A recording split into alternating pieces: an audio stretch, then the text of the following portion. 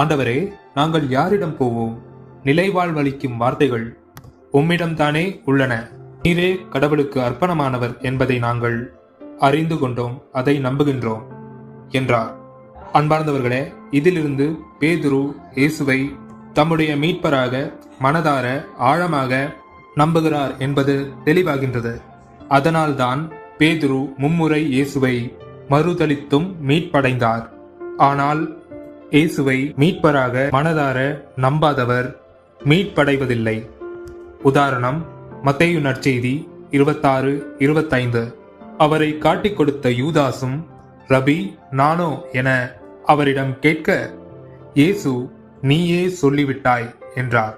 அன்பார்ந்தவர்களே, யூதாசு பயன்படுத்திய வார்த்தையை கவனியுங்கள்.